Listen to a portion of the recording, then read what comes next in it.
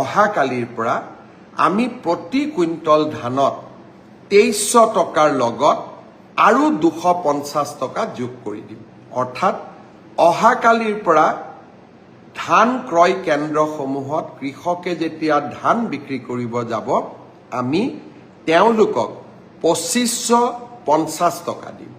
600 টকাত যাত্ৰা আৰম্ভ কৰিছিলোঁ, আজি আমি 2550 টকা পালোগৈ।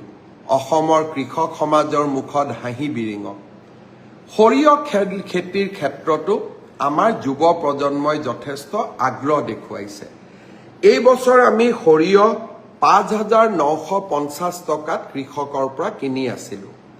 অহাকালিৰ পৰা মই আপোনালোকক জনাবলৈ পাই ভাল পাইছোঁ যে আমি কৃষকক সৰিয়হৰ বাবে 6450 টকাকৈ দিয়া আৰম্ভ কৰিম। আৰু তাৰ লগে লগে প্ৰতিটো জিলাতে মিঠাতেলৰ এটা ব্ৰেণ্ড সৃষ্টি কৰাৰ বাবেও আমি ইতিমধ্যে কামত নামি পৰিছোঁ। জিলাৰ মিঠাতেল আমি সংগ্ৰহ কৰিম আৰু মিঠাতেল পেৰি প্ৰতিটো জিলাৰ নামত এটা ব্ৰেণ্ড নিৰ্মাণ কৰি আমি ৰাইজক বিক্ৰী কৰিম, যাতে কৃষকে সৰ্বশ্ৰেষ্ঠ মূল্য পাব পাৰে, মধ্যভোগী থাকিব নোৱাৰে। সেই কামতো মই লাগি পৰিছোঁ।